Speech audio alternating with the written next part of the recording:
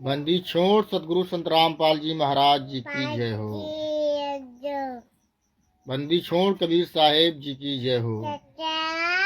बंदी छोड़ संत गरीबदास जी महाराज जी की जय हो। सत साहेब भगत समाज को व जगत समाज को सत साहेब राम राम। भगत भाइयों, ये पुस्तक ज्ञान अमृत एवं षड्यंत्र का विष नामक पुस्तक है। इस पुस्तक में संत रामपाल जी महाराज जी के ऊपर चल रहे सभी केसों का जजमेंट जो कि सरल भाषा में दिया हुआ है। और इस पुस्तक में काल का दूत, तिमिर दूत, पवन ठग और संजय ठग, इन सभी कुकर्मियों का जितना भी कुकर्म है इस पुस्तक में पूरा दिया हुआ है। तो भगत भाइयों से मैं निवेदन करता हूँ कि ये पुस्तक ज्ञान अमृत एवं षड्यंत्र का विष नामक पुस्तक, इसको परमात्मा ने बिहार के सीनियर एडवोकेट के ऊपर परमात्मा ने दया करके उनके माध्यम से पुस्तक को लिखवाया है। और इस पुस्तक में जो है जितने भी राष्ट्रीय समाज सेवा समिति के गुंडे हैं, जो हत्यारे हैं, उन सभी हत्यारों के कुकर्मों का भी काला चिट्ठा इसी पुस्तक में उजागर करवा दिया है परमात्मा ने। अब ये पुस्तक जो है कि पूरे वर्ल्ड में खूब घूम रही है और लोग इसको पढ़ रहे हैं। और मैं यही निवेदन करूंगा भगत समाज से कि इस पुस्तक को अधिक से अधिक पढ़ें और अपने गुरु के ऊपर हुए अत्याचारों का पूर्ण रूप से खुलासा करें। जगत में इस पूरे पृथ्वी पर प्रत्येक मानव समाज तक अपने गुरु के ऊपर हुए अत्याचारों का खुलासा करें और अपने गुरु जी को पूर्णतः निर्दोष होने का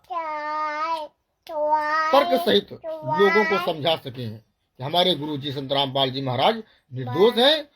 जिन गुंडों ने 5 महिलाएं एक बच्चे को मारा, वास्तव में वो गुंडे जो है अपराधी हैं। उन गुंडों ने हमारे गुरु जी को जो है झूठे केसों में फंसा करके साश्रम मरते दम तक आजीवन कारावास की सजा करवा दी है।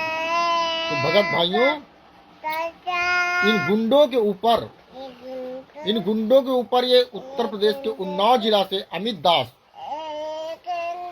जिसका मोबाइल नंबर 8141394246 है, उन गुंडों के ऊपर ये जूता चला रहा है। भगत जी इन गुंडों के ऊपर जो है ये जूता चलाएंगे जिन्होंने 5 महिलाएं एक बच्चे को जान से मार दिया 18/11/2014 को। ऐसे गुंडों के लिए ये जूता पर्याप्त है भगत जी। तो अब हम अपनी बात पर आते हैं भगत भाइयों।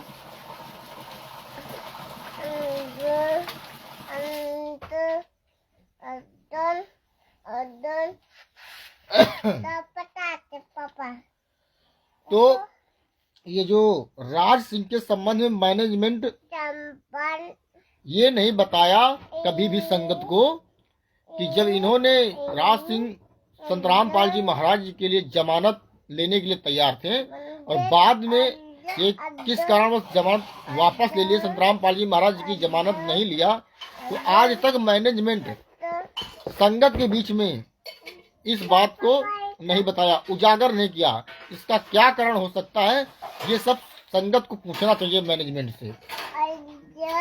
2009 में कमला जो संत रामपाल जी महाराज जी की शिष्या थी के कंप्लेंट केस में सुनवाई होने के बाद सन 2017 में न्यायालय का फैसला आया और उस फैसले में न्यायालय ने कुल 8 आरोपियों में से संत रामपाल जी महाराज के साथ 5 आरोपियों को निर्दोष बताते हुए, संत रामपाल जी महाराज के साथ में 5 आरोपियों को निर्दोष बताते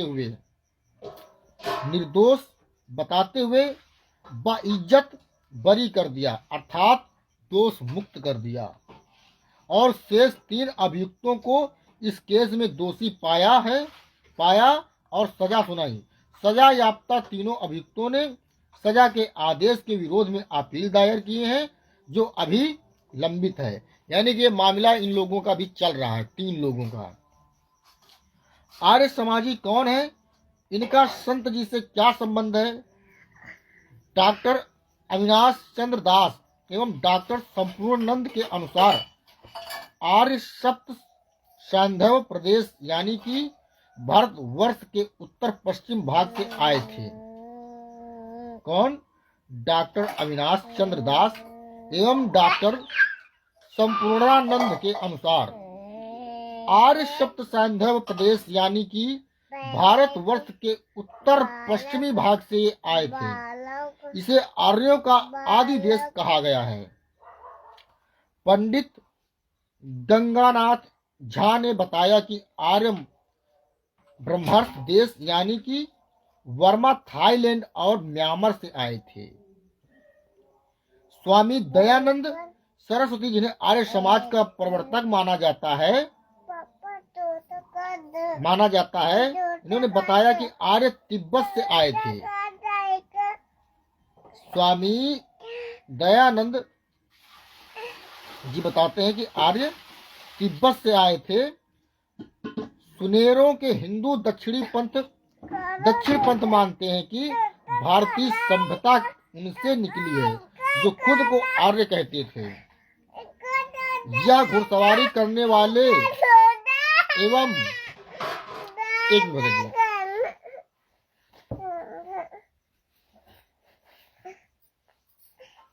आप शांति से बैठना है। हाँ, यह घुड़सवारी करने वाले एवं पशुपालन करने वाले योद्धाओं और चारवाहों की एक घुमंतु जनजातियां थीं। ये आर्य समाजी ये क्या थे, इनके बारे में आप लोग सुनिए।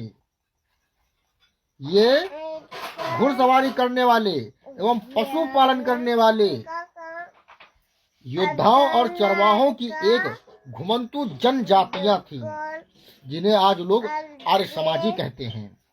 हम जानते हैं कि आर्य समाज की स्थापना स्वामी दयानंद सरस्वती ने 10 अप्रैल 1875 में मुंबई शहर में की थी। इन आर्य समाजियों की स्थापना स्वामी दयानंद सरस्वती ने 10 अप्रैल 1875 में मुंबई शहर में की थी। इसकी स्थापना का मुख्य उद्देश्य हिंदू धर्म में फैली विभिन्न प्रकार की भ्रांतियां समाप्त कर लोगों को वेदों के सही ज्ञान के बारे में बताना था। हिंदू धर्म में फैली विभिन्न प्रकार की भ्रांतियां समाप्त कर लोगों को वेदों के सही ज्ञान के बारे में बताना था। इसका मुख्य उद्देश्य था आर्य समाजियों का। तो आर्य समाजियों के बारे में हमारे गुरु जी ने बताया, जैसा कि ये महर्षि दयानंद जी के द्वारा लिखी गई पुस्तक सत्यार्थ प्रकाश के बारे में आप लोग सभी भगत समाज बहुत अच्छे से जानते हैं। इनका मुख्य उद्देश्य क्या था आप लोग अच्छे से जानते हैं। मैं ज्यादा ना बोल करके अपनी बात आगे बढ़ाता हूँ। नोट, एक कहावत है चले न आवे आंगन में टेढ़ा। ये कहावत है, नाच न आवे आंगन टेढ़ा। ये बिहारी भाषा में लिखी गई। खुद को स्वामी दयानंद सरस्वती के वेदों का ज्ञान नहीं था और वेदों का सही ज्ञान बताने का स्वयं को मास्टर घोषित कर लिए। संत रामपाल जी महाराज ने स्वामी दयानंद सरस्वती के अज्ञानों का उजागर करने लगे और साबित कर दिए कि स्वामी दयानंद को एक रत्ती भी वेदों का ज्ञान नहीं था। तो उनके समाज के बड़े बड़े लोग जो अपने को आचार्य आदि के पद पर बैठे महानुभावों को लगने लगा कि अब उनकी मान मर्यादा तथा आमदनी का स्रोत में बट्टा लगना अवश्यंभावी है। वे संत रामपाल जी के ज्ञान से जवाब न देकर बल एवं जोर दबाव का प्रयोग करने लगे।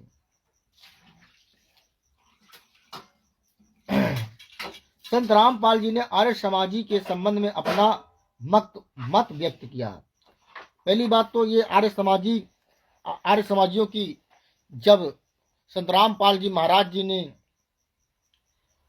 सत्यार्थ प्रकाश के बारे में महर्षि दयानंद सरस्वती जी की पोल खोलने लगे तो ये बात जो है आचार्य पद पर बैठे हुए महानुभावों को अच्छी नहीं लगी और उन्होंने अपनी मान मर्यादा तथा आमदनी का स्रोत में भट्ठा लगना, यानी उनकी आमदनी खत्म हो रही थी, इसको समाप्त होते हुए देख करके वे संत रामपाल जी के ज्ञान से जवाब ना दे करके बल एवं जोर दबाव का प्रयोग करने लगे, षड्यंत्र करने लगे संत रामपाल जी महाराज जी के साथ, बलपूर्वक पैसे की बदौलत हर तरह से। तो संत रामपाल जी ने आर्य समाजी के संबंध में अपना मत व्यक्त किया है कि आर्य समाज के लोग एवं सामान्य समाज के लोग दोनों परमात्मा के ही बच्चे हैं, मगर अज्ञानता के कारण वास्तविकता एवं सत्य को ग्रहण नहीं करते, मगर अज्ञानता के कारण वास्तविकता एवं सत्य को ग्रहण नहीं करते। जो वास्तव में सही है इसको जो है अज्ञानता के कारण सत्य नहीं मानते, स्वीकार नहीं करते। इतने नीच लोग हैं और स्वयं तो जीवन बर्बाद कर ही रहे होते हैं, अन्य को भी मनुष्य जीवन का अज्ञानता के कारण बर्बाद करने का कारण बन जाते हैं ऐसे लोग।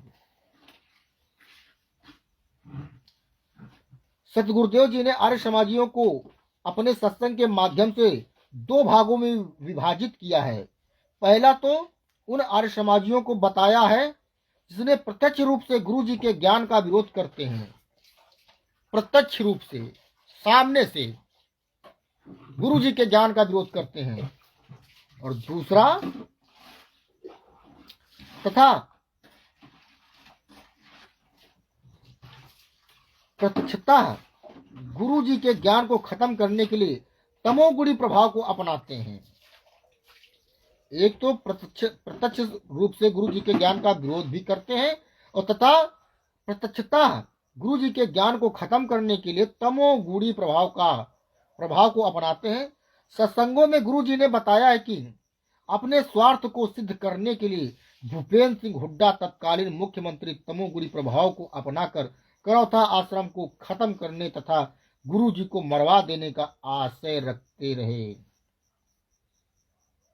सत्संग के माध्यम से संत रामपाल जी महाराज जी ने बताया तमोगुणी के प्रभाव से भूपेंद्र सिंह हुड्डा तत्कालीन मुख्यमंत्री संत रामपाल जी महाराज जी को जान से मरवा देने का जो है पूरा प्लान बना रखा था, ऐसी इसकी मंशा थी।